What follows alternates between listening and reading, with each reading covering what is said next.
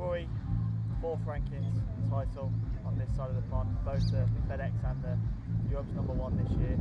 How special does it all feel? Yeah, it's amazing. I certainly, it's not something that I set as a goal at the start of the year. I feel like it's increasingly more difficult to do well on both sides of the pond. You have to play not really so much, but just so well each time you tee it up. And that's what I've done. You know, I think my worst finish on the DP World Tour this year was 12th in Abu Dhabi of the tournaments that I played. So, you know, the consistency I've shown throughout the year has been, it is the reason why, I've topped the rankings this year. I want to take you back to Masters Sunday, because things seem to change from that round. What do you think clicked from that point? I think I just got some confidence. I didn't feel like I was playing badly. I had a couple of close calls earlier in the year.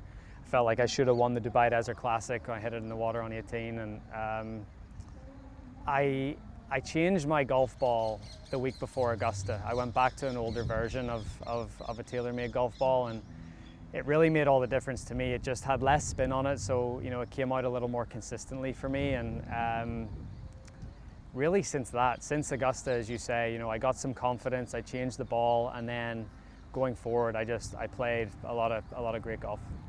Obviously, you're a great player, but you seem to have got better this year than you've ever been before. Is that fair to say? I think so. I think more consistent. I think I've had the highs in my game have been very high, but sometimes then I'll drop and have some pretty bad lows where, my heights are still high, but the drops aren't quite as severe. So I think I'm much more. I think, and this has happened over the last couple of years. I think 2019 was another example. I'm definitely a more consistent player, and I feel like every time I show up to a tournament and I tee it up, that if I play the way I know that I can, that I'm going to have a pretty good chance to win the tournament.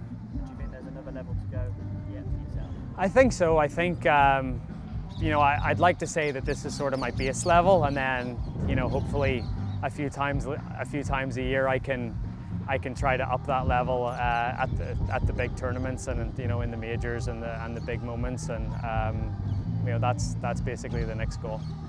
There's no doubt you've had a obviously fantastic year, but do you think not winning a major is maybe a little sour mark on it? I think not winning the Open was that's if there is to be a disappointment in this year anywhere, that was it. I had a great chance on that Sunday at St Andrews.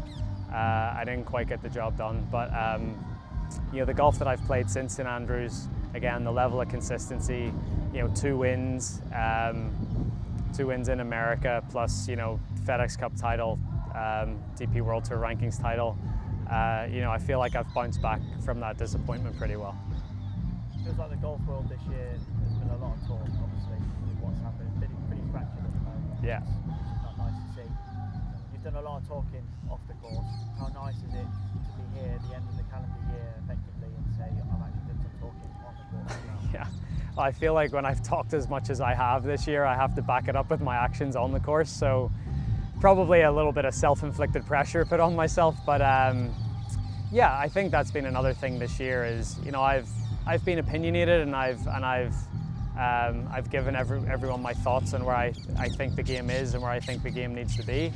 But there's no point in me doing that if I can't back up those words with some actions on the course. And it has been nice to go out and play the sort of golf that I've played this year with all the noise that's been around. Do you think you'll have much impact next year in regards to that noise, or is it a case of what's done this year? Again, there's only so much I can do. I'm a golfer, first and foremost, and my job is here on the golf course. I can be privy, and I can maybe advise, and I can speak to other players, but at the end of the day, whatever happens going forward isn't my call. So all I can do is try to play the best golf I possibly can,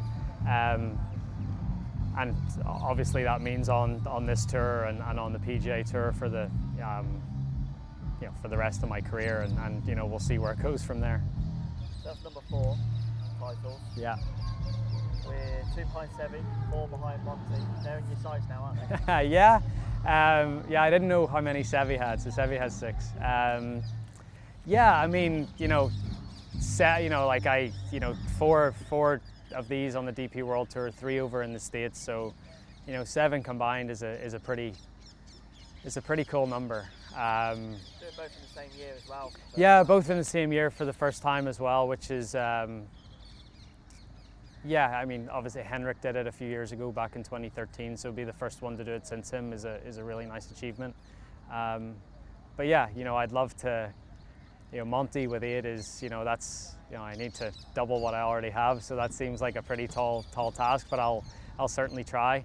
But yeah, Sevi with 6, that's sort of, feel like another 2 could definitely be within range. So I just have to keep playing the way I'm playing, and each and every year more and more talent comes through, and obviously if John Ram win this week, and I'll hopefully be battling with John Ram for the next 20 years trying to win tournaments, because he's certainly not going anywhere. Just finally, I know you're a man that looks ahead. You've already defended this title once in your career before. Will that be something that you'll look as a goal for next year as well? Yeah, most definitely. As I said, I think it's getting more and more difficult to try to win on both sides of the pond, but I've proven to myself that I can do it, right? I did it this year, so I've proven to myself that it can be done, so hopefully I can come back next year and try to emulate that. Congratulations. Cheers, thank you. Thanks for your time, Rory.